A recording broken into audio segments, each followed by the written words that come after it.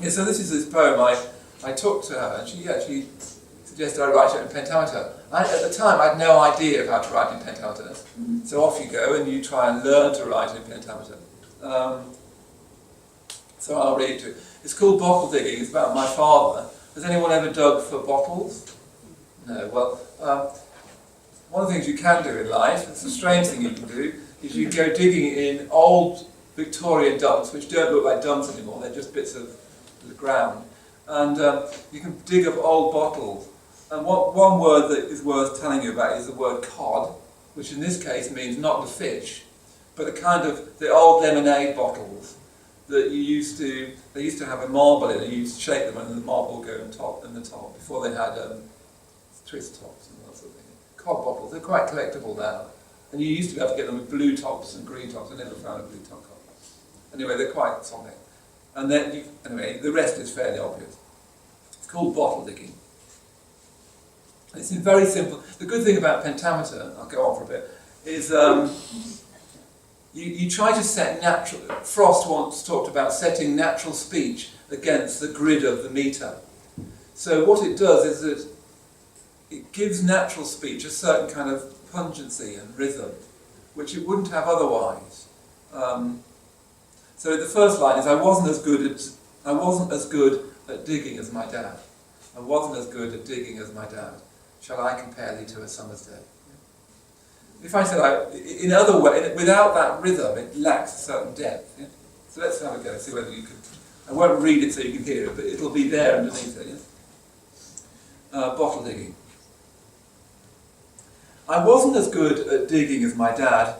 He could dig a hole, say 6 feet deep, spading out one side, then turning round and spading out the other.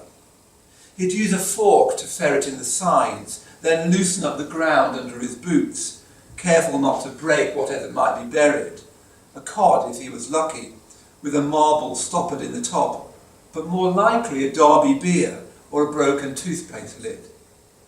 He'd rub them with his glove, read the letters embossed on the side, then chuck them up the top, ready to bring home in a cardboard box. And once he dug so deep, the other diggers had to pull him up so he could eat his lunch. I didn't have the heart, much less the strength. I'd root around, not hoping to find much HP sauce and broken china.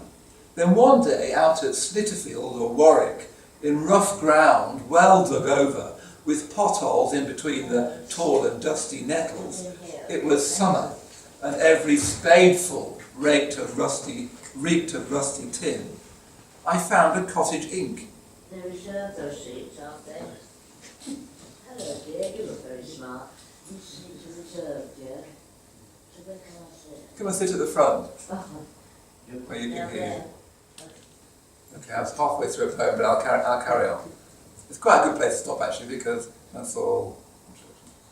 I found a cottage ink, pale blue, or rather bluish green, with bubbles in the glass, a little thing, and yes, shaped like a cottage, with windows at the front, a wonky door and doorstep, markings where the slates would be, and a chimney sharpened at the top. I gave the house a little shake to empty out the soil, then went to show my dad, who was digging near the road, a pint of milk ready propped up in the shade. A man came over to look at what I'd found, then offered me a cod or 2 brown beers in fair exchange. Dad was saying nothing. I walked over with the man to where his van was parked. I thought I'd done a deal, although it hurt like stones to hand the cottage over. He called me Ian, then slapped my shoulder hard.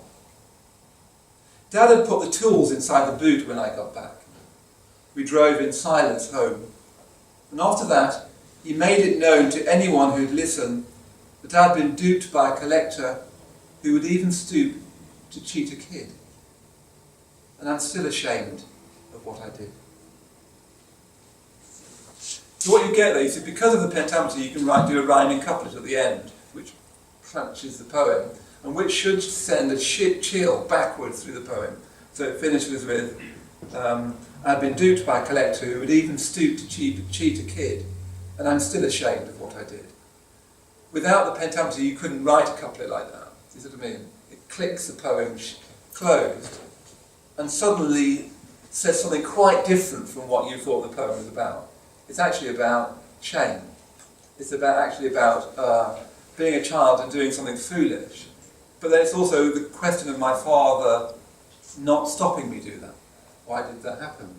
Why didn't he say, no, don't do that? Why? It was quite because he was very shy, very English man.